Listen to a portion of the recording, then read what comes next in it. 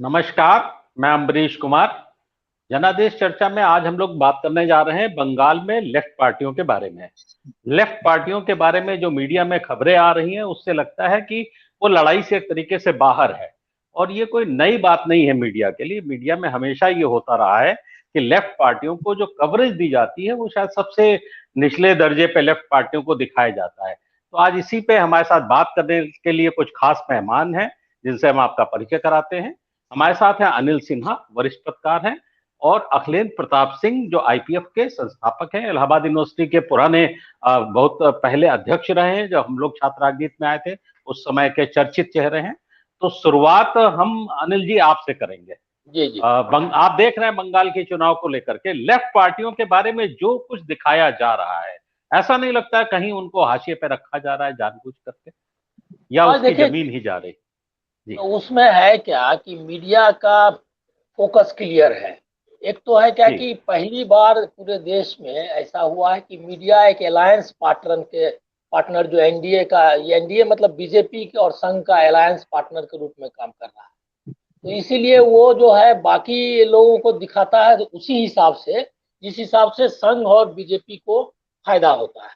और बीजेपी के लिए ये मतलब इन्होंने पहली बार इस तरह का नैरेटिव आया, क्योंकि आपको याद होगा कि हम लोग जब पत्रकारिता जी। करते थे तो मान लिया एमएल का उम्मीदवार हो या नहीं, मतलब अगर कोई कैंडिडेट ऐसा है जिसका कि जो हाशिए पर भी है, मतलब हाशिए पर है या नहीं ये दूसरी जी। बात है, लेकिन अगर वो भी है तो अगर वो वैचारिक रूप से या कोई नई चीज को रिप्रेजेंट कर रहा होता है तो हम लोग उसको कवरेज देते थे। इवन इंडिपेंडेंट्स को कवरेज मिलता था। लेकिन आप देख रहे होंगे बंगाल जी। के चुनाव में कि बीजेपी और टीएमसी के अलावा किसी जी। को कवरेज नहीं दे रहे हैं। और वो कोशिश कर रहे थे कि अगर उस मैदान में उतर आए ये क्या नाम है ओवैसी जैसे लोग, जिनका कि जी। निश्चित तौर पर लेफ्ट से कम प्रेजेंस है, लेकिन उसको भी वो आने के पहले या उसको किसी तरह लाने के फिराक में जिस तरह से बीजेपी थी, तो मीडिया भी उसी तरह से उनको कवरेज देने लगा। और आपने जो अभी चुनाव हुआ आप बिहार में, तो आप देखा होगा जी। आपने कि लेफ्ट का जिस तरह से आया लोग मतलब रिजल्ट परफॉर्मेंस आया जिस तरह का, उसके जी। मुकाबले उनका कवरेज कहीं था नहीं पहले भी। अभी तुरंत चुनाव हुए ना, उसमें हमने देख लिया कि किस तरह से उनको मतलब बाहर ही रखा गया डिबेट से या कवरेज से। असल में क्या है कि जो भी फोर्सेस, एक तो है कि बीजेपी को पावर में रखने का है, दूसरा ग्लोबलाइजेशन के जो पक्ष में जो चीजें हैं उसमें लेफ्ट उसको धीरे धीरे आप देखेंगे 90s के बाद से लेफ्ट को मीडिया से बाहर किया गया। और लेफ्ट भी जो ग्राउंड था इसके ग्लोबलाइजेशन के खिलाफ, वो ग्राउंड को लूज तो करती गई, रिकवर करने के पास का कोई स्ट्रेटजी उसके पास नहीं था। जो आप सब जानते हैं कि सिंगूर और नंदीग्राम जो है का मामला, उसमें खाली एक लाइन में बताऊंगा कि सिंगूर और नंदीग्राम में जिस तरह से वहाँ सिंगूर में खासकर फॉरेन कैप एफटीआई का, फॉरेन इन्वेस्ट डायरेक्ट इन्वेस्टमेंट का जो प्लान था ये का लेफ्ट फ्रंट गवर्नमेंट का, तो वो उनकी पॉलिसी थी सीपीएम की कि सब जगह से मतलब कि स्पेशल इकोनॉमिक जोन्स का विरोध किया जाए। उसके बावजूद उन्होंने उसको एक्सेप्शन में रखा था बंगाल को, मतलब ये रिटर्न डॉक्यूमेंट है। उन्होंने उसको जी। एक्सेप्शन में रखा था। और करात ने उस पर एक बकायदा डॉक्यूमेंट, मतलब वो जो कम्युनिस्ट लैंग्वेज में उनको बोलते हैं जो वो करते हैं वो लोग, तो उन्होंने उसको जारी किया था। और उसमें इसका तरफदारी की गई थी कि बाकी जगह हम लड़ेंगे इसके खिलाफ, लेकिन वहां नहीं लड़ेंगे। तो जो ग्लोबलाइजेशन के खिलाफ फोर्सेस खड़े हो सकते थे, उसको खड़े करने में भी जिस वजह से हो, जिसको हम लोग आगे बात कर सकते हैं, वो खड़े जी। नहीं हो पाए। और मीडिया के लिए तो ये जरूरी ही था कि जो भी फोर्सेस जो ग्लोबलाइजेशन के खिलाफ है आइडियोलॉजिकली या प्रैक्टिकली, उसको बाहर रखा है। जी। तो उसमें आप जी। देखेंगे कि कहीं चर्चा ही नहीं है, किसी का दिखाता भी नहीं है कि वो लोग कहीं चुनाव भी लड़ रहा है। आप इवन कांग्रेस जी। को उन्होंने बंद कर दिया है। हाँ, कांग्रेस को तो जैसे उत्तर प्रदेश की स्थिति है और बंगाल, बिहार, सभी जगह उन्होंने मान लिया है कि चौथे पांचवें नंबर की पार्टी है, मान लिया तो क्या, नहीं उसकी नहीं, स्थिति ओवैसी से तो बेहतर स्थिति में था ही, थी ही बिल्कुल कांग्रेस है, वहां भी। तो लेकिन फिर ओवैसी ओवैसी को सूट कितना करती है। नहीं नहीं, देखिए ना, ओवैसी ओवैसी के जितने इंटरव्यूज हुए अभी नेशनल मीडिया में, उससे ज्यादा थोड़े किसी का हाँ, मतलब हमको अगले लगता है। जी कुछ आप जी हाँ, जी आप मैं कुछ कह ये रहे कह थे। रहा था कि देखिए, हम्म, मीडिया के बारे में एक बात है अम्बरीश जी, आपको भी जी और अनिल जी भी पुराने समय से ही कुछ न कुछ लिखते रहे हैं, बहुत सारे प्रश्नों पर उनके अपने स्वतंत्र विचार भी हैं। मैं जिस बात को कहना ये चाह रहा था कि देखिए, मीडिया का जो चरित्र है वह पहले जैसा इसलिए भी नहीं है। पहले भी उसकी भूमिका सत्ता पक्ष के टोटल विरोध की नहीं थी, लेकिन उसके चरित्र में एक बड़ा बदलाव आया है। अब वह एक कैपिटल इंटेंसिव इंडस्ट्री बन गई, और उस कैपिटल इंटेंसिव इंडस्ट्री में उसको जहां फायदा है, वो उस फायदे के पॉइंट ऑफ व्यू से रिपोर्टिंग करती है, आर्टिकल्स आते हैं और आर्टिकल्स लिखवाए भी जाते हैं। हेलो। जी जी जी जी जी हेलो। सुन रहे हैं। अच्छा, तो जी सुन रहे हैं, हाँ। यह तो एक पक्ष है। जी मीडिया देखिए, हम सामान्य दौर से नहीं चल रहे। मुझे कभी कभी बड़ी इस बात पर तकलीफ होती है, क्योंकि हमने 40 साल का जो अपना छात्र जीवन से लेके अभी तक का आंदोलन देखा है, मुझे लग रहा है कि चौतरफा एक थ्योरेटिकल डेफिसिट है। थ्योरेटिकल डेफिसिट ये है कि आज के दौर की जो चुनौती है, उस चुनौती से निपटने का जो एक हमारे पास एक थ्योरेटिकल पॉलिटिकल अंडरस्टैंडिंग होनी चाहिए, और खास तौर पर जो लेफ्ट लिबरल्स के पास होनी चाहिए, जो गांधीयन अम्बेडकराइट और सोशलिस्ट के पास होनी चाहिए, और कम्युनिस्टों को तो इस पर ज्यादा काम करने की जरूरत है, क्योंकि भारतीय संरचना में जो नई नई रियलिटीज उभर रही हैं, कम्युनिस्ट उसको ग्रहण ही नहीं कर पा रहे। तो मीडिया वाले तो डेलिबरेट हैं, इस पर कोई राय नहीं है कि मीडिया चाहेगी, और स्वभाव भी है कि कौन जीत रहा है कौन हार रहा है, ये पिछले कई वर्षों से बनाया गया है। और इस समय ममता वर्सेज मोदी को प्रोजेक्ट करना और ले आना, उसमें लेफ्ट को ले आना उनके लिए कोई बहुत महत्वपूर्ण नहीं दिखता है। इसलिए वो लोग इस सवाल पर चाहिए कि हम बेसिकली लेफ्ट को जितना वो मार्जिनलाइज कर सके, उनके संयुक्त मोर्चे को नॉन इंटिटी पॉलिटिकली दिखा सके, वह तो एक इंडस्ट्री है, वो करेगी। अभी जो बात है कि लेफ्ट बेसिकली है कहाँ बंगाल में, यानी लेफ्ट और यह जो कांग्रेस है या इंडियन सेकुलर फ्रंट है, वह बंगाल की चुनाव में उसकी स्थिति क्या है। तो यस, थ्योरेटिकली स्पीकिंग, ये this is a triangular fight, but politically speaking it is not a triangular fight. ये it's a state fight between TMC and BJP. देखिए, त्रिकोणीय संघर्ष की बात सैद्धांतिक रूप से सच होते हुए भी राजनीतिक रूप से यह सच नहीं है बंगाल की स्थिति में कि कांग्रेस और सीपीएम मिल के कोई राजनीतिक तौर पर त्रिकोण वहां बना रहे हैं।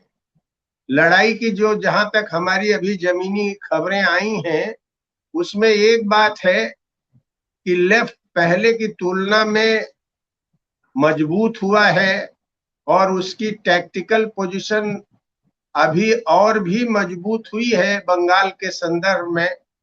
कंफ्यूजन कम हुआ है, और वो कुछ जगहों पर अच्छा प्रदर्शन भी कर सकते हैं। कितना करेंगे?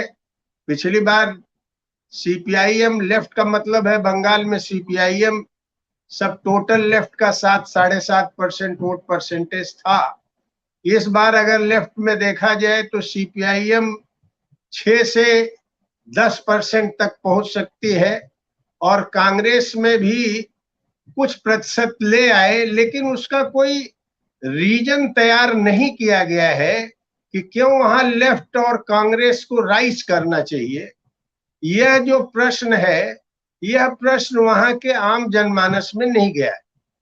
देखिए, इस समय लेफ्ट में जो एक सबसे बड़ी बात हो रही है, जिसको कभी समाजवादियों ने नोटिस किया था लेकिन कम्युनिस्टों ने कभी भी नोटिस नहीं किया, कि वहां पर दो ताकतें जैसे नमो शूद्र और राजवंशी, और जो ये मतुआ प्रकरण आप देख रहे हैं, ये 80-85 विधानसभाओं में जो इनका प्रभाव है, जिनके एक बार समर्थन से लेफ्ट फ्रंट गवर्नमेंट भी आई थी और जिनके हटने के बाद ममता के समर्थन से ममता की भी सरकार आई थी, और अभी बीजेपी उन लोगों के अंदर अपनी जगह बनाने के लिए चौतरफा जो कोशिश कर रही है, उससे निपटने की तैयारी जो लेफ्ट के पास होनी चाहिए।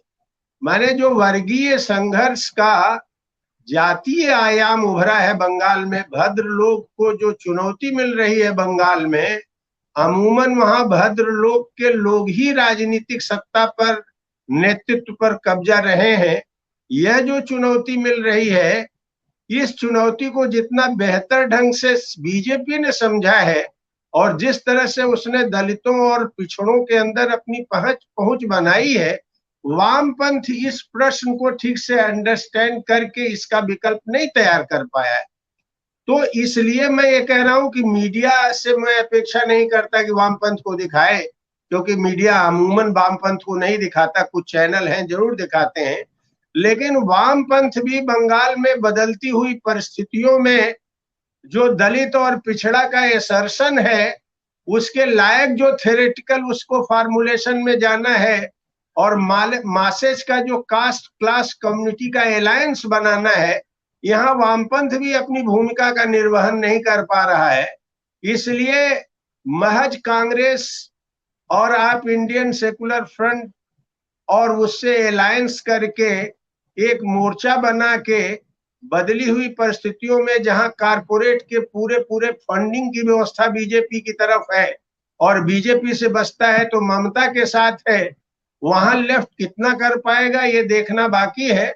लेकिन बहरहाल तब भी लोग कह रहे हैं कि लेफ्ट पिछली बार से और पीछे नहीं जाएगा, उसका परसेंटेज 10 तक जा सकता है और 26 से कुछ अधिक सीटें भी हो सकती हैं।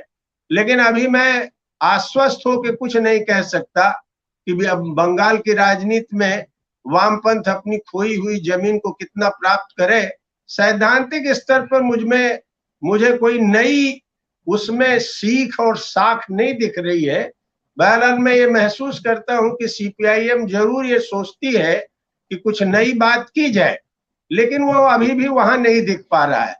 एक बात मैं और स्पष्ट कर दूं, जो लोग ये सोच रहे थे कि ममता के साथ अलायंस करो बीजेपी को हराने के लिए या पीछे ढकेलने के लिए, देखिए अभी की रियलिटी यही है कि अगर पूरा लेफ्ट और कांग्रेस भी ममता के साथ चला जाता तो उससे बीजेपी कमजोर नहीं होती, एक छत्र बीजेपी का प्रभाव बढ़ जाता। इसलिए जो सीपीआईएम ने अभी टैक्टिकल लाइन ली है कि बीजेपी के खिलाफ हमारी लड़ाई प्रमुख है, लेकिन जो एंटी इनकम्बेंसी वोट है उसको ध्यान में रखते हुए हमको अलग स्वतंत्र अपना राजनीतिक प्रभाव बढ़ाना चाहिए। मैं समझता हूँ यह बंगाल की खास परिस्थिति में सीपीएम की सही दिशा है और इस पर मैं बहुत टीका टिप्पणी हो कहीं से भी, वो मैं बहुत वाजिब और उचित नहीं मानता हूँ। टैक्टिक्स में कोई प्रॉब्लम नहीं है, लेकिन समाज के संरचना के बारे में जो एक समझदारी होनी चाहिए यथार्थ का, अभी उसमें डेफिसिट दिख रहा है लेफ्ट में। आने वाले दिनों में मुझे लगता है कि ये जो जातीय समूह, उत्पीड़ित समुदाय दलितों और पिछड़ों का है, जो स्वाभाविक तौर पर लेफ्ट के साथ रहना चाहिए, इनको जीतने का कोई थ्योरेटिकल फार्मूलेशन करने में लेफ्ट राइज करेगा और बढ़ाएगा, ऐसा मुझे लगता है। और नहीं अगर कर पाएगा तो लेफ्ट अपनी सर्किल को फिर से पुराने आधार पर पुनर्जीवित नहीं कर सकता है। नए सिरे से लेफ्ट को, भारतीय समाज को समझना होगा, अपने सांगठनिक संरचना को बदलना होगा, उसमें दलित, पिछड़े, महिला, आदिवासी सबको नेतृत्वकारी भूमिका में ले आना होगा और अपने संगठन को भारत के यथार्थ के साथ मिलाना होगा और नेतृत्वकारी भूमिका में आना होगा, पहली बात।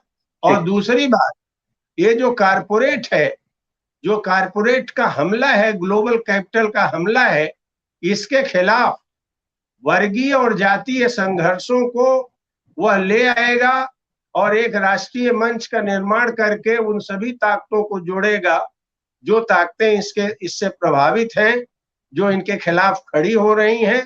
साथ ही साथ भाजपा को हराने के लिए जितना संभव हो सकेगा भाजपा विरोधी ताकतों को भी राष्ट्रीय मंच पर लाने की कोशिश करेगा। लेकिन ध्यान रखना होगा कि राष्ट्रीय स्तर पर एक लंबी यात्रा करनी है, इसलिए कारपोरेट कैपिटल की पॉलिटिक्स के खिलाफ एक इंडिपेंडेंट डेमोक्रेटिक असर्शन की जरूरत है, जिसे वामपंथियों, समाजवादियों और अंबेडकर में यकीन करने वाले, पर्यावरणविद में विश्वास करने वाले, पर्यावरण के मानने वाले, इन सभी ताकतों को एक मंच पर ला करके ही फिर से हिंदुस्तान में लोकतांत्रिक आंदोलन का पुनर्जीवन हो सकता है। यही बंगाल का संदेश है। अनिल जी, मैं आपसे एक सवाल करना चाहता हूं। उत्तर प्रदेश पिछले, हाँ अनम्यूट कर लीजिए अपने को। हाँ। उत्तर प्रदेश पिछले 2 दशक से मैं यहाँ पे देख रहा हूँ, कवरेज कर रहा हूँ। यहाँ पर वामपंथी दलों का एक भी विधायक विधानसभा तक नहीं पहुंचा है। जो सोशल इंजीनियरिंग की बात की जा रही है, जो समाजवादियों ने की है, लेकिन लेफ्ट किस तरीके से उत्तर प्रदेश में जिस तरीके से उसमें आधार में गिरावट आई है, बिहार में थोड़ा बहुत बचा है। क्या बंगाल उसी रास्ते पे जा रहा है? ऐसा लग रहा है कि कहीं सोशल इंजीनियरिंग उसकी। जी नहीं, बंगाल में तो वो हो ही चुका। मतलब आप इतना डिक्लाइन आप देखिए कि जितने सीटें जीती थी जब लेफ्ट फ्रंट थे, और ये जो लास्ट इलेक्शन 2004 का भी इलेक्शन था, उसमें भी मेरे ख्याल में 35 सीटें जीती थी वो लोकसभा में। तो वो तो उसका फास्ट डिक्लाइन, इतना फास्ट डिक्लाइन तो किसी भी पार्टी का हिंदुस्तान में, कांग्रेस के अलावा, मतलब कांग्रेस और बीजेपी, ये क्या कहते हैं, सीपीएम, दोनों का डिक्लाइन बहुत फास्ट है। और उसकी आप तुलना, मतलब पहले क्या होता था कि सीपीएम को तो आपको ये ध्यान रखना पड़ेगा कि लेफ्ट जो है, जबकि पूरे हिंदुस्तान में राजीव गांधी की लहर चल गई थी 1984 के दंगे के, मतलब इंदिरा गांधी के, उसमें भी सीपीएम और तेलुगु देशम पार्टी दोनों एकदम अपना ताकत बचाए रखी और वो सरवाइव कर गई।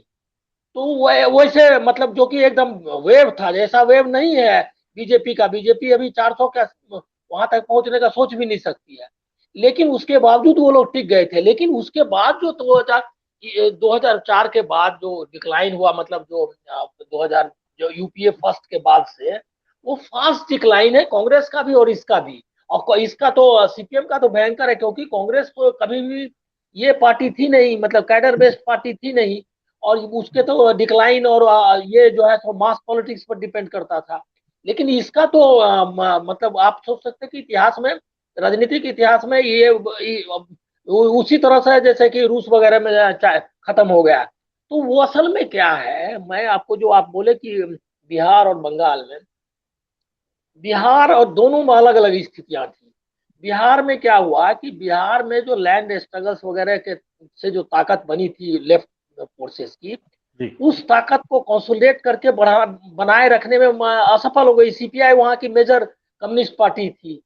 वो धीरे धीरे कास्ट बेस्ड पॉलिटिक्स या जो भी कहें, जो रियलिटीज जो कह रहे थे अभी अखिलेंद्र जी, वो रियलिटीज को उसने ये नहीं किया, मतलब इनको अपने उसके मुकाबले अपने को बदला नहीं।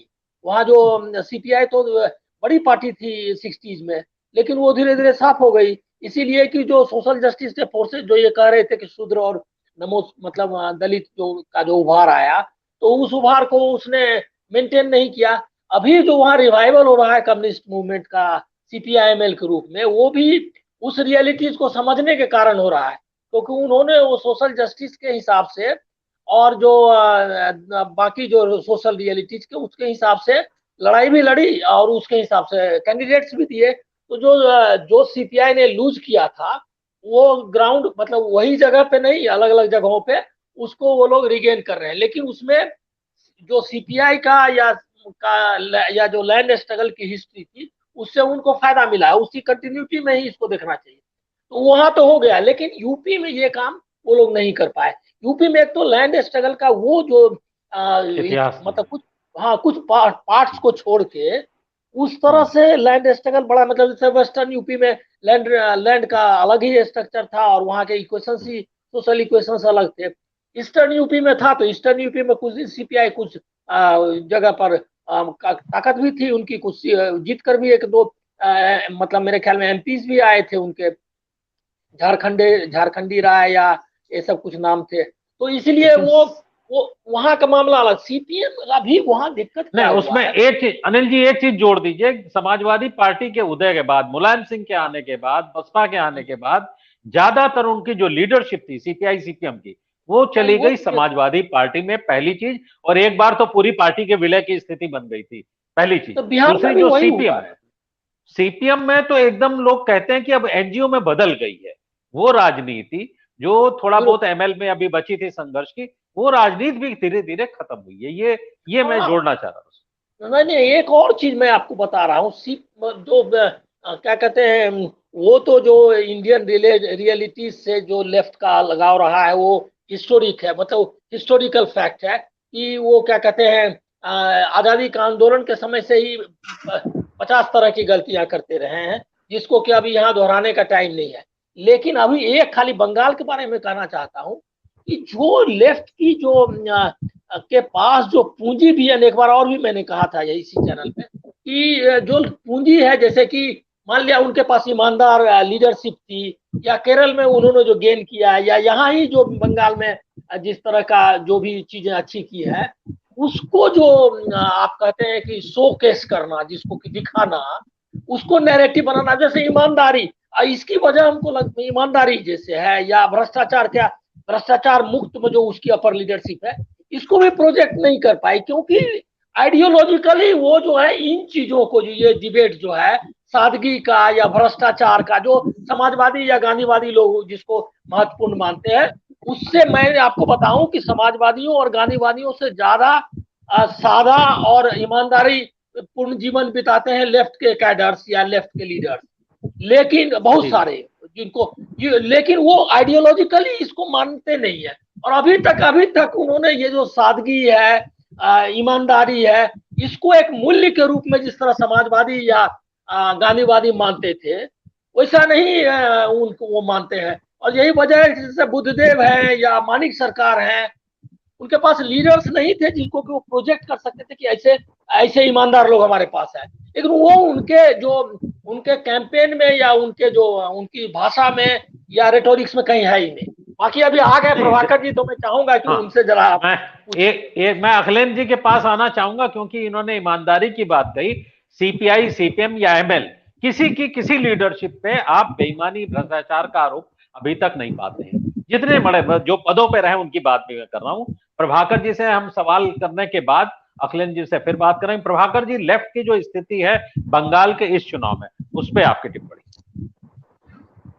लेफ्ट आप जानते हैं जब 2011 में जब से सत्ता से हटा तब से लगातार उसकी हालत खराब ही रही है और उसके पैरों तले की जमीन खिसकती रही है। हालत ये हो गई कि पिछली बार विधानसभा चुनाव में भी उसने कांग्रेस के साथ गठबंधन किया था, फिर भी महज 32 सीटें मिली। इसके अलावा लोकसभा चुनाव में उसका खाता तक नहीं खुल पाया और करीब 6% वोट मिले। तो इसकी सबसे बड़ी वजह मैं देखता हूं कि लेफ्ट में दूसरी कतार की लीडरशिप नहीं तैयार हो पाई, ये एक बड़ी वजह थी।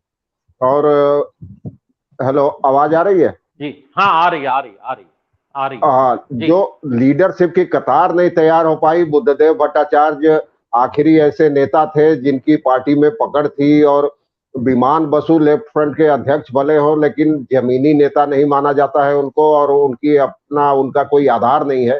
तो बुद्धदेव भट्टाचार्य की तबीयत लगातार खराब है। वो कई वर्षों से सार्वजनिक रूप से सामने भी नहीं आते रहे हैं, घर पे ही रहते हैं। और सादगी का जहां तक अनिल जी ने कहा, सादगी तो लेफ्ट वालों में भरी है, इसमें कोई शक नहीं है। आप बुद्धदेव भट्टाचार्य को देख लें, अभी भी सरकारी 2 कमरों के मकान में ही रहते हैं, फ्लैट में, जो उनको मुख्यमंत्री रहते या उसके पहले गृह मंत्री रहते या विधायक रहते मिला था, उसी में लगातार रहते रहे हैं। तो ये एक लेफ्ट का है, और उसकी दिक्कत वही है जो मैंने बताया कि उसके पास कोई दूसरी कतार का नेतृत्व नहीं है, और इसी वजह से उसके तमाम वोट लगातार बीजेपी के खेमे में चले गए हैं, लेकिन इस बार कुछ कुछ उम्मीदवारों की वजह से उसे अपनी खोई हुई जमीन वापस पाने की उम्मीद है। जैसे नंदीग्राम में ही मीनाक्षी मुखर्जी को देख ले या आईसी को देख ले, तो इन उम्मीदवारों की जो ओजस्विता है, भाषण देने की जो कला है, इन वजहों से मुझे लगता है नंदीग्राम में भी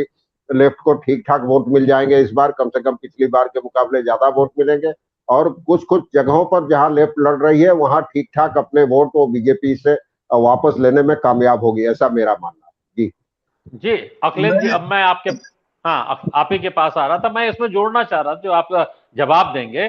देखिए, कई जगहों पे बीजेपी से वो अपना वोट वापस ले रही है, ये रिपोर्ट हम लोगों के पास भी आई। इसकी वजह क्या है कि जो रिवाइवल हो रहा है? जी अखिलेश जी। मैं जो बात कहना चाह रहा था, पहली बात तो ये है कि मैं फिर से उसको रिटरेट कर रहा हूं कि थोड़ा और गहराई में आज के दौर की राजनीतिक चुनौतियों को हमारे पत्रकार बंधुओं को भी और एनालिस्ट को भी और गहराई में जाना होगा।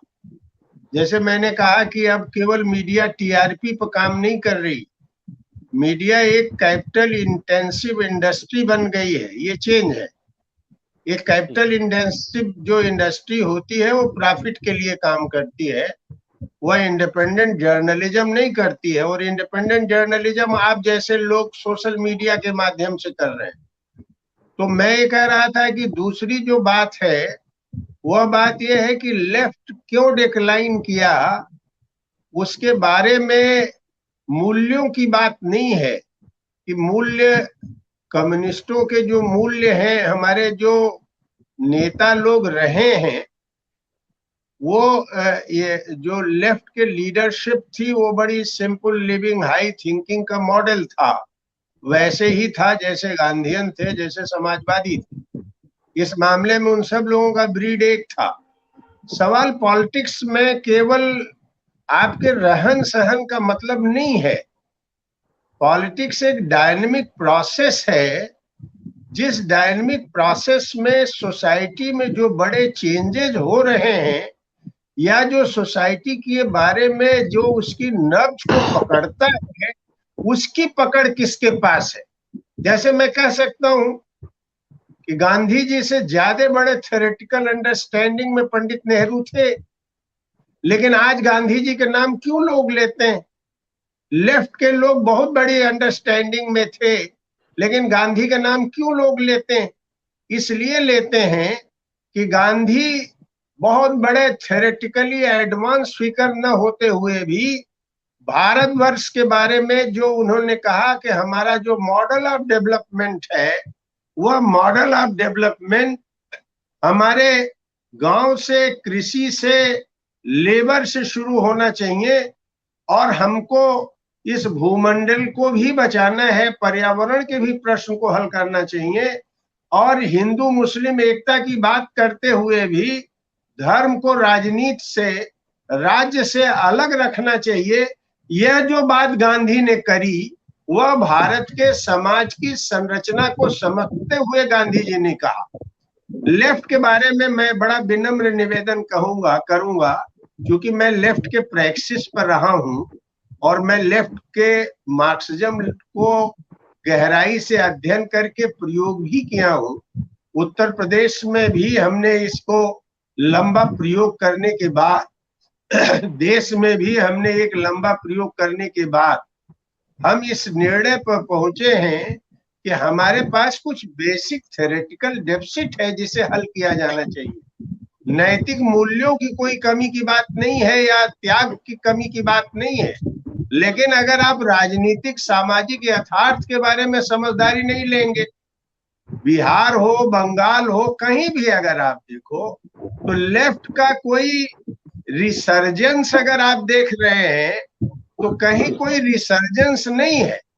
पुराने फ्रेमवर्क में कहीं कोई रिसर्जेंस नहीं। तो पत्रकार लोग हैं, बाहर से चीजों को देखते हैं, अपनी टिप्पणी करते हैं। रिसर्जेंस वगैरह जैसी चीज लेफ्ट की तब तक नहीं हो सकती जब तक उसके बेसिक थ्योरेटिकल फार्मूलेशंस में चेंज नहीं होते। और उसको आपको लिंक करना पड़ेगा, समझना पड़ेगा। लेफ्ट का मतलब है कि भारतवर्ष में अभी जो सबसे बड़ी पार्टी है सीपीआईएम, और सीपीआईएम अभी भी थ्योरेटिकली अपनी पुरानी थ्योरेटिकल पोजीशन को चेंज करने के लिए मानसिक तौर पर बंगाल में भी अभी तैयार नहीं है। नंदीग्राम और सिंगूर में इतना बड़ा ब्लंडर क्यों हो गया, यह हमारे डेवलपमेंट का हमने मॉडल क्यों लिया, आज तक अगर आप पश्चिम बंगाल में देखें तो इसका क्रिटिक आपके पास लेफ्ट की सबसे बड़ी पार्टी है सीपीआईएम, और वही है जो अभी भी नेशनली जिसके पास लीडर और कैडर ऑर्गेनाइज्ड है, और जो संगठन है उन संगठनों में सीपीआई वगैरह का जो मसल पावर है बेहद कमजोर है, और एमएल के जो फोर्सेज है वो लिमिटेड उनका वर्क है और लिमिटेड फोर्सेज काम करती हैं। तो वो लोग बहुत वहां डेलिबरेशन करके हम कुछ नहीं निकालेंगे। लेफ्ट जो अभी सिंबलाइज करता है वो सीपीएम के माध्यम से करता है, और सीपीएम जब तक थ्योरेटिकली मार्क्सिज्म को भारतीय संदर्भ में उसके प्रयोग के बारे में नहीं सोचती है कि कहां कहां कमी रह गई, तो वो उस पर कोई ब्रेक थ्रू नहीं हो सकता है। वो बंगाल अब यूपी के ही बारे में आप देखिए, जिस समय यहाँ पर मुलायम का राइज हो रहा है, तो मुलायम के राइज के समय में सीपीआईएम ने जो थियराइजेशन किया था वो मुलायम के साथ कंप्लीटली आइडेंटिफिकेशन में थी। सीपीआई की पूरी पार्टी ही चली गई मुलायम के साथ। सीपीआई में जो लोग, यहाँ तक कि हमारे एक बहुत पुराने ऐसे अच्छे लीडर जो स्वभावतः कम्युनिस्ट थे, पंडित नेहरू के साथ काम किए थे, तो ऐसे लोग भी, मित्रसेन यादव जैसे लोग जो जमीनी स्तर से उभरे थे, क्योंकि उनके पास जो नई रियलिटी उभर रही थी कि हिंदुस्तान में जो पूंजी के सहयोग से वर्गों में भी जो एक नया वर्ग उभर रहा था, जिसकी लड़ाई पूंजी के रूप में आ रही थी। हम सामंतवाद विरोधी संघर्ष के दौर में तो कम्युनिस्टों को आप देखते हैं धन धरती बट के रहेगी आंदोलन कर रहे थे, लेकिन जैसे ही पूंजी की संरचना के खिलाफ लड़ाई शुरू हुई, उस समय उत्तर प्रदेश में जीवंत आंदोलन अगर बनाए रखने में थोड़ा बहुत काम किया तो सीपीआईएमएल ने किया, जो दादरी आंदोलन तक चला। और उस अनुभव में हम पहुंचे कि आप पुराने फ्रेमवर्क में हमको अपने संगठन की संरचना में भी बदलाव करना होगा, भारतीय समाज को भी समझना होगा और पूरी प्रवृत्ति को समझना होगा, और पुराने ढांचे में महज कैडर बेस्ड पॉलिटिक्स करके भारत में जहां इतना ज्यादा मोनोपोली और कैपिटल, ग्लोबल कैपिटल का कंट्रोल होता जा रहा है, आप इसको कम्बैट नहीं कर सकते। आज लेफ्ट पार्टी उत्तर प्रदेश में कैडर बेस्ड जो हस्तक्षेप है वो करती, लेकिन अभी उत्तर प्रदेश में जैसे अभी किसानों का राजनीतिक प्राधिकार कैसे स्थापित किया जाए और इस राजनीतिक प्राधिकार में दलित, पिछड़ा और आदिवासी कैसे लीडरशिप ले, इसके बारे में अभी हम एक बातचीत शुरू कर रहे हैं। और देखिए, नई परिस्थिति में ऐसा नहीं है कि रिवोल्यूशनरी आपके पास, डेमोक्रेट्स आपके पास, प्रोग्रेसिव फोर्सेज आपके पास नहीं। एसआर दारापुरी आईजी होते हुए सीधे आईपीएस होते हुए 1 महीने जेल से काट के आए हैं, और सीए जैसे आंदोलन में उनके घर की पूरी संपत्ति को कुर्क करने का ऑर्डर दिया गया है। तो जज्बे की कमी नहीं है, लेकिन उस जज्बे के हिसाब से जब तक हम सैद्धांतिक राजनीतिक कोई फ्रेमवर्क नहीं इवॉल्व करेंगे, तब तक हम उस चीज को नहीं लेके आगे बढ़ सकते।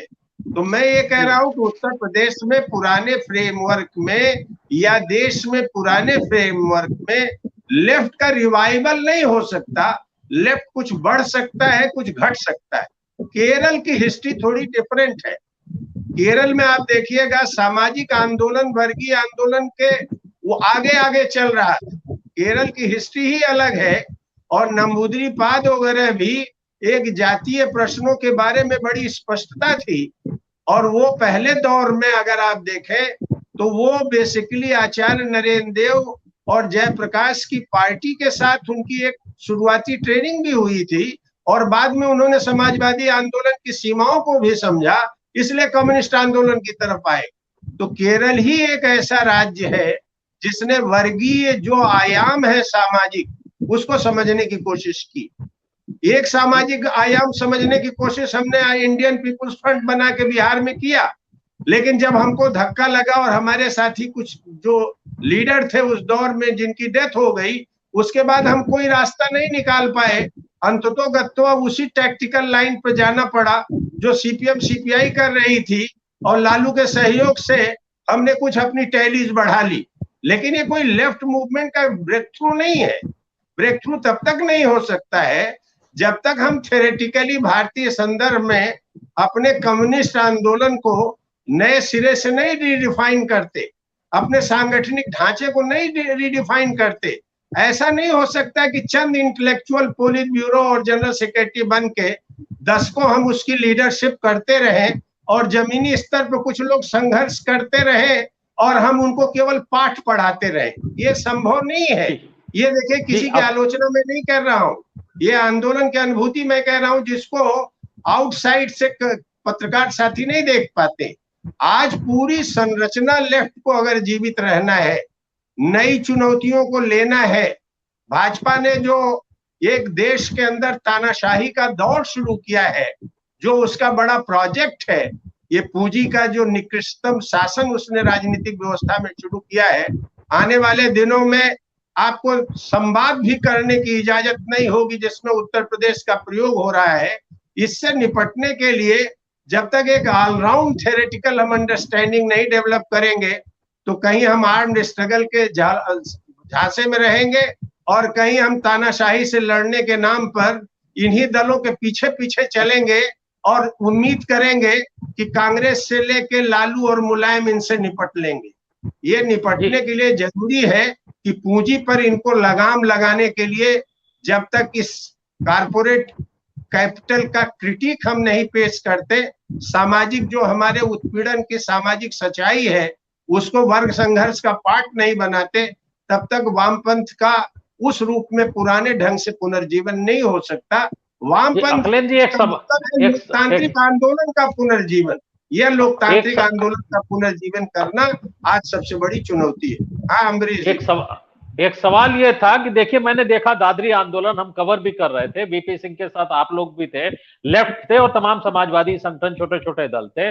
जब चुनाव होता है, जनमोर्चा उसमें चुनाव में भाग लेता है, एक सीट मिलती है और मायावती मुख्यमंत्री बन जाती है, पूरा फायदा बसपा ले जाती है। आप पूरे आंदोलन के बाद मुलायम सिंह हार जाते हैं, उस आंदोलन की ये खासियत थी, लेकिन मायावती जीत जाती है। और उस आंदोलन में लेफ्ट की, सीपीआईएमएल की और समाजवादी बहुत सारे लोगों की भूमिका थी।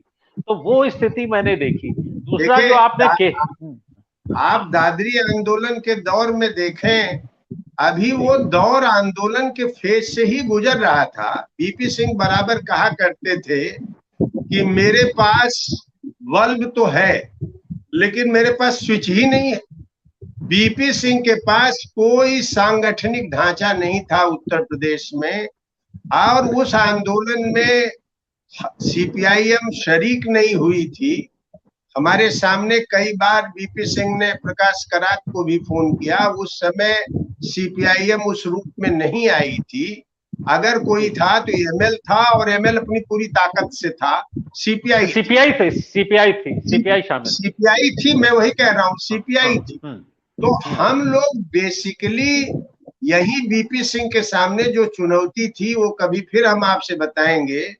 वीपी सिंह से मैंने ये कहा था कि जो कड़ी जयप्रकाश जी के आंदोलन की टूटी है, जयप्रकाश जी भी सन 47 वाले नहीं रह गए, और जो उन्होंने जनता पार्टी का प्रयोग किया उससे एक लक्ष्य तो हुआ कि कांग्रेस को हटा दिया, लेकिन जो निर्माण करने के उनके सूत्रीकरण थे, उसका जो विश्लेषण था, वहां बहुत कुछ वो भाववादी और अमूर्त विचार में चले गए, और बाद में जनता पार्टी खंडों में बट गई और सबके अपने अपने कुनबे हो गए।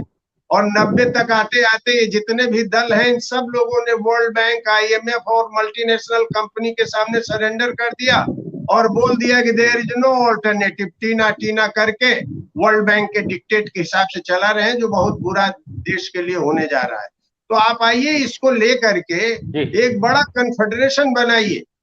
वीपी सिंह उसके लिए, क्योंकि हर आदमी एक वर्गीय संरचना से आता है, वीपी सिंह मानसिक तौर पर उसके लिए तैयार नहीं हो पाए। उत्तर प्रदेश में चुनाव कितना मिलता है ये बड़ी बात नहीं थी, बीपी सिंह अगर खड़े हुए होते तो राष्ट्रीय स्तर पर एक पुनर्जागरण फिर से एक लोकतांत्रिक ताकतों को होता और उनके साथ पिछड़े और दलित भी उनको भाव मिला होता। और जब रोजगार वगैरह के प्रश्न पर खड़े हुए होते तो एक बहुत बड़ा बदलाव होता। तो बीपी सिंह अंतिम कड़ी थे उस सोचने समझने वाले लोगों में, वो अंतिम कड़ी थे। हमारे जो मुलायम जी थे, मुलायम जी के मित्र अमर सिंह जब से हो गए तो समाजवादी धारा की बात ही खत्म हो गई। मायावती को आप जानते ही हैं, जब आपने सन 95 में बहुजन से सर्वजन मान लिया तो सबसे बड़ी पहली लड़ाई तो हम थ्योरेटिकली हार गए। आज भारतवर्ष में एक डेमोक्रेटिक अपोजिशन की जरूरत थी, एक डेमोक्रेटिक फॉर्मेशन की जरूरत थी, जिसमें कम्युनिस्ट भी होते, सोशलिस्ट भी होते, अम्बेडकराइट भी होते, सभी तरह के सामाजिक आंदोलन के लोग होते, जिसके पास एक नेशन बिल्डिंग का प्रोग्राम होता, जिस बात को गांधी जी से भी लिया जा सकता था। बहुत कुछ बातें थी जो कर सकते थे, वो कोई चुनौती लिया ही नहीं। वो चुनौती नहीं लिया तो एक बड़े वैक्यूम में अटल बिहारी वाजपेयी से होते हुए आज मोदी का पूरा राज चल रहा है इस देश में। आवाज आ रही है? किसी के पास कोई विकल्प नहीं। हाँ अनिल जी, मैं आपसे एक सवाल पूछना चाहता हूँ। बिहार का भी चुनाव हुआ, सीपीआई एमएल को बहुत अच्छी सफलता मिली, मतलब लेफ्ट फ्रंट को जो सफलता मिली, वो जो रिवाइवल की बात कह रहे थे अखिलेश जी की नहीं हो रहा है, लेकिन हमें ऐसा लग रहा है कि बिहार में हाल के सालों में पहली बार उनकी जो सफलता है और जो बंगाल के अंदर उनकी टैली अगर बढ़ रही है तो कुछ तो बदलाव आ रहा है। मंडल मंदिर के बाद जो खास करके लेफ्ट का आधार छीना था, उसके बाद देखिए क्या है कि अखिलेंद्र जी जो कह रहे हैं, कई लेवल्स पे उन्होंने बातें कही हैं, और वो जो कह रहे हैं ना उसमें कई वो लॉन्ग डिबेट है, उसमें अपन लोग अभी जा नहीं सकते।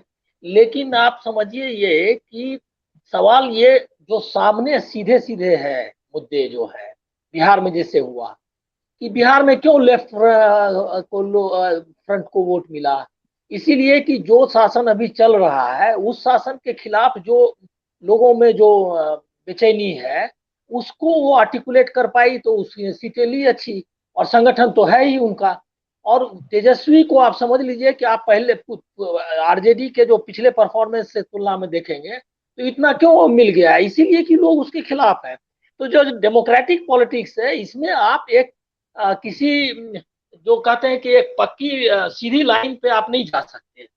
अभी जो बंगाल पर मैं आना चाहता हूं बिहार से, कि बंगाल में एक एंटी इनकम्बेंसी है ममता बनर्जी के खिलाफ, और वो उसको जो है बीजेपी एक लेवल पे आर्टिकुलेट कर रही है, वो जो भ्रष्टाचार के मामले, कट मनी फलना ये वो करके। दूसरा सोशल इंजीनियरिंग जो जिसके बारे में अखिलेश जी ने भी कहा वो कर रही है। तो इसका काउंटर करने के लिए जो कांग्रेस, और ये मैं इनसे सहमत हूं कि ये जो स्ट्रेटजी लेफ्ट फ्रंट के पास चाहिए थी वो स्ट्रेटजी कहीं कहीं लैक करते हैं। लेकिन आप उसको एकदम ये मत देखिए, सीधे सीधे जिसको कहते हैं कि एक रूप ढंग से नहीं देखना चाहिए। हमको देखना चाहिए कि जैसे उन्होंने अभी कहा ना प्रभाकर जी ने कि जो नए यंग लीडर्स को उन्होंने मौका दिया है, तो मौका दिया है तो यंग लीडर्स अच्छा जो कैंपेनिंग भी अच्छा कर रहे हैं, तो ये सब ये चीजें आगे बढ़ेगी। और ये अभी के दौर में मैं जो भी फोर्सेस हैं बीजेपी एंटी बीजेपी, उसको मैं मानता हूं कि वो एक प्रोग्रेसिव फोर्स है, और उनको जो है स्ट्रेंथेन करना। अब वो जो आइडियोलॉजिकल डिबेट्स हैं जो उनके बीच में, जैसे अभी एमएल और लेफ्ट फ्रंट के सीपीआईएम के बीच में चल रहा है, उससे मामला वो ठीक है, चलना चाहिए। लेकिन और हमको लग रहा है कि डाइवर्सिटी जरूरी है, इसीलिए कि जो स्पेस, जैसे कि अभी आप इसको इस तरह समझा जाए कि जैसे एंटी इनकम्बेंसी ममता बनर्जी के खिलाफ था तो उसको बीजेपी अकेले ले जाती, ये सीपीएम की अच्छी स्ट्रेटजी हुई, उसने अपने उम्मीदवार दिए। और इसी तरह जो सीपीएम मान लिया नहीं कर पा रही है उसको सीपीआईएमएल करे। लेकिन अभी जरूरत इस बात की है कि जो स्पेस है पॉलिटिक्स का, वो स्पेस किसी न किसी तरीके से संघ और बीजेपी के कंट्रोल में ना जाए, ये सबका दायित्व है। और कोई फार्मूला अब अभी जैसे अभी मैं इस पे टिप्पणी नहीं करना चाहता, लेकिन उन्होंने बोल दिया कि भाववादी है। आप अभी गांधी के के मतलब जो की स्ट्रेटजी थी उसकी तारीफ कर रहे थे, और दूसरी जगह आप भाववादी बता रहे हैं। अगर भाववादी तो पूरी की पूरी गांधीयन ये को लेफ्ट ये इसी लैंग्वेज में उसके विरोध में खड़ी होती। नहीं, मैं अनिल जी एक बात तो टिप्पणी ये करूंगा। जो है हाँ ये हाँ जो हाँ, है बोलिए। ये आपको रखना एक मिनट पड़ेगा। सुने अनिल जी, ये हाँ अनिल जी जी। सुन लीजिए एक मिनट। देखिए ऐसा है कि आप लोग बेसिकली जो बात उठाते हैं उसमें मेरा विनम्र निवेदन है कि राजनीति के गत विज्ञान को समझने की कोशिश करिए। पहली बात, मैं आपको शिक्षित नहीं कर रहा हूं। भाववादी होना अपने में हर मामले में गलत है ऐसा नहीं है। पहली बात, मैं एक उदाहरण आपको देना चाहता हूं। आपने सुन यात सेन का नाम सुना होगा। माओ से तुंग और चीन की कम्युनिस्ट पार्टी उभरने के पहले ये कोमिंतांग पार्टी का जो लीडर था, वो मालूम है, आप वो बताइए सुन आगे। लीजिए, पहले सुन लीजिए। सुन यात सेन जो थे उनके बारे में लेनिन का कथन था कि यह आदमी विचारधारा में मोस्ट कंजर्वेटिव आदमी है लेकिन पॉलिटिक्स में मोस्ट रिवोल्यूशनरी आदमी। यही बात मैं गांधी के बारे में कहता हूं। गांधी जी का विचारधारा 1916 से भारत के संदर्भ में इवॉल्व होते हुए वर्ण व्यवस्था का जो आदमी था वो जाति तोड़ो आंदोलन तक आता है। जो आदमी ये कहता है कि पाकिस्तान नहीं बनना चाहिए, वो कहता है अगर बन गया तो हम खुद अपने अंतर्विरोध का हल करेंगे, एक सिविलाइज्ड दो स्टेट के बतौर रह लेंगे। गांधी पॉलिटिकली बहुत एडवांस थे। हो सकती है कि उनकी विचारधारा बहुत सारे मामलों में कंजर्वेटिव रही हो। आज तक के सबसे बड़ी प्रॉब्लम क्या रही है?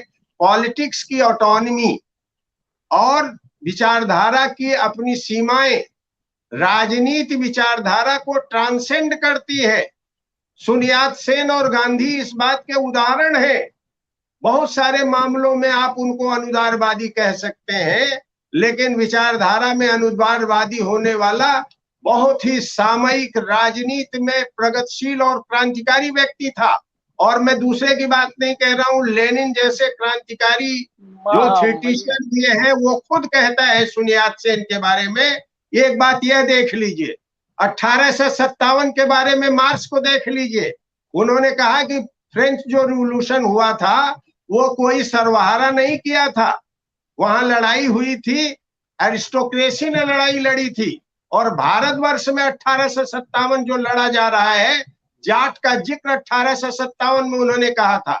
तो बहुत सारे आज का भी जो किसान आंदोलन चल रहा है, बहुत लोग ऊपर से देखेंगे तो कंजर्वेटिव है, लेकिन आज के दौर का इस 70 साल का सबसे बड़ा प्रगतिशील आंदोलन है, जिसने कारपोरेट के खिलाफ किसान को खड़ा कर दिया।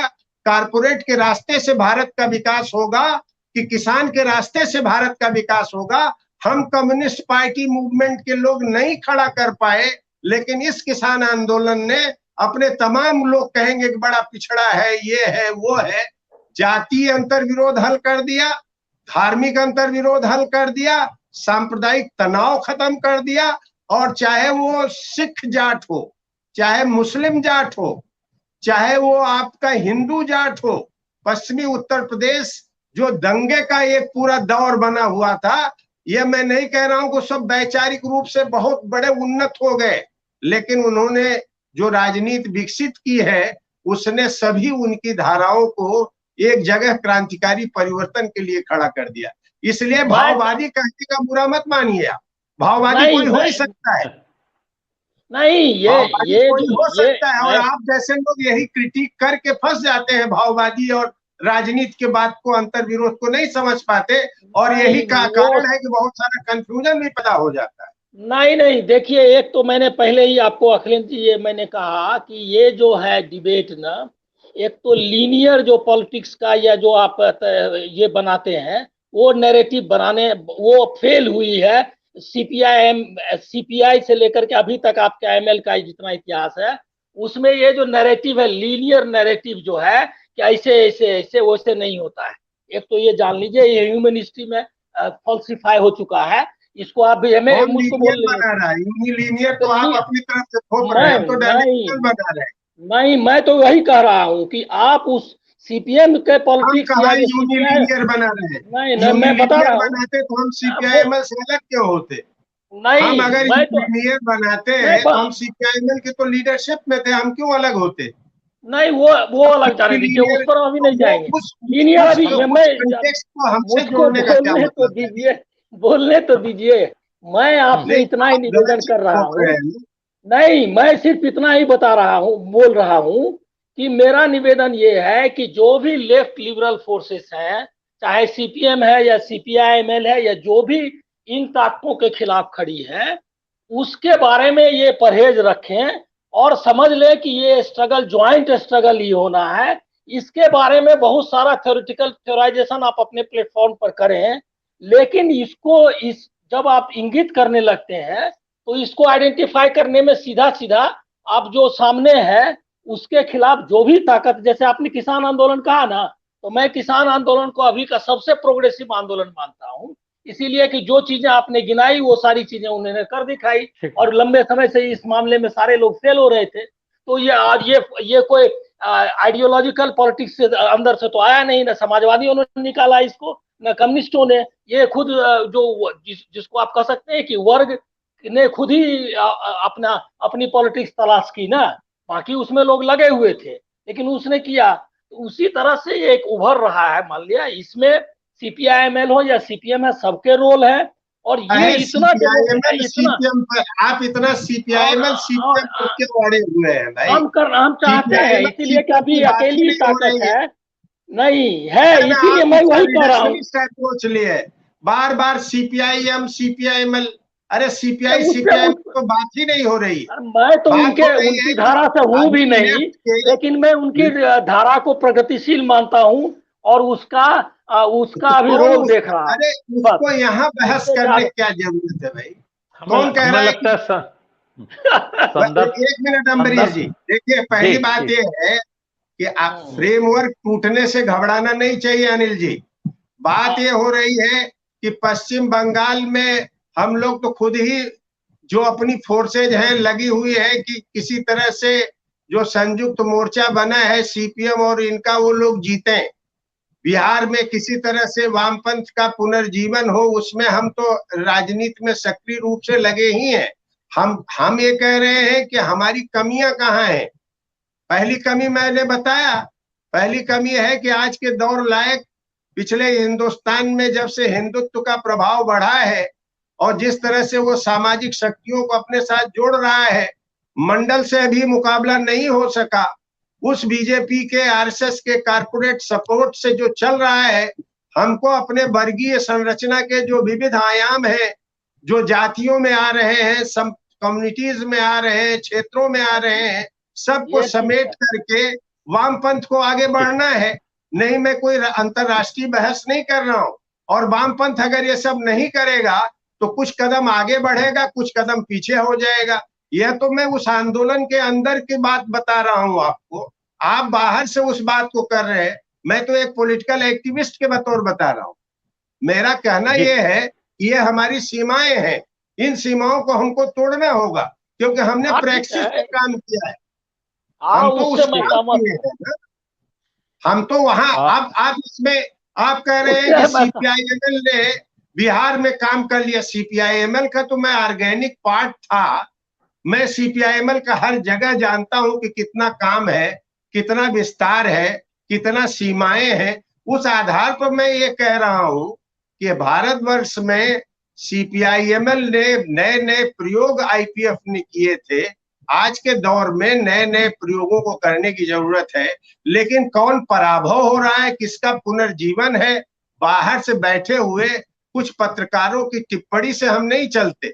हम वस्तुगत यथार्थ देखते हैं कि अभी बीजेपी के जो चौतरफा पूंजी के सहयोग से हमले हो रहे हैं, उससे निपटने का हम थ्योरेटिकल पूरा थियराइजेशन नहीं कर पाए आज की कॉन्क्रीट पॉलिटिक्स के लिए।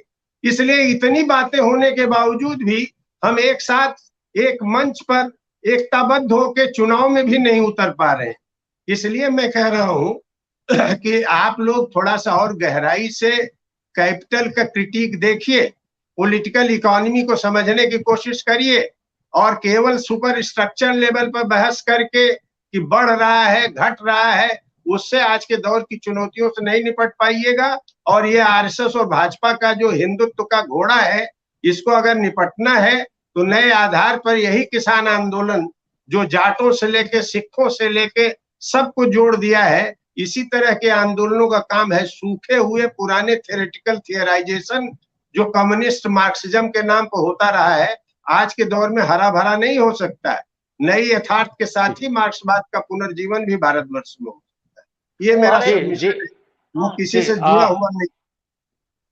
मैं अंतिम टिप्पणी प्रभाकर जी आपसे मैं एक कर लेना चाहता हूँ। ग्राउंड का जो है वो जान लिया। जो इस चुनाव में किसान आंदोलन की बार बार बात हो रही है, छात्र नौजवान आंदोलन, बंगाल के अंदर छात्र नौजवानों का वामपंथ के प्रति झुकाव था। उस झुकाव में बाद में काफी ज्यादा वो भटका, इधर से उधर गया। इस समय क्या हालात है टीएमसी के मुकाबले? इस समय भी है, जैसे जादवपुर यूनिवर्सिटी को कलकत्ता का जेएनयू कहा जाता था, वामपंथी आंदोलन छात्र राजनीति का गढ़ था जादवपुर, लेकिन अब वहां भी बिखराव नजर आ रहा है। इसकी एक वजह तो ये भी हो सकती है कि जो ओवरऑल वाम मोर्चा का बिखराव देखने को मिल रहा है, बंगाल का जो किला उनका ढह गया, या फिर त्रिपुरा में भी ढह गया, पड़ोसी ही है कह सकते हैं एक तरह से, तो उसका भी असर पड़ा है कुछ। और वहां कुछ सत्ता में होने की वजह से तृणमूल कांग्रेस ने भी सेंध मारी है, कुछ जो वाम मोर्चे की राजनीतिक जमीन थी उसको कुछ सेंध मारी है तृणमूल ने भी, जादवपुर यूनिवर्सिटी की ही मिसाल ने अगर तो। और इसके अलावा बीजेपी ने जो बीते 3-4 वर्षों में आक्रामक हिंदुत्व वाली राजनीति शुरू की है, उसका भी असर लेफ्ट पे पड़ा है। जैसे मैंने पहले भी बताया कि लोकसभा चुनाव में क्योंकि जो लोग लेफ्ट के थे वो टीएमसी के सपोर्ट नहीं करना चाहते थे, तो वो विकल्प के तौर पर उन्होंने बीजेपी को चुना, इसीलिए 2 से बढ़ के उनकी सीटें 18 तक पहुंच गई। लेकिन अब मुझे लगता है बंगाल में अब चुनावी नतीजे बताएंगे कि कितना क्या हुआ है, लेकिन कुछ बेहतर स्थिति खासकर 2019 के लोकसभा चुनाव के मुकाबले कुछ बेहतर स्थिति में लग रही है। अब आगे क्या होता है तो नतीजे से पता चलेगा कि अपनी जमीन कितनी वापस ले पाई है या जस की तस स्थिति। जी, तो हमें लगता है आज काफी ज्यादा समय हो गया और गंभीर किस्म की चर्चा भी थी। आप सबका धन्यवाद। अखिलेश जी आपके भी बहुत बहुत धन्यवाद। हमारे कार्यक्रम बाकी होते रहेंगे, कल फिर मुलाकात होगी। नमस्कार। नमस्ते।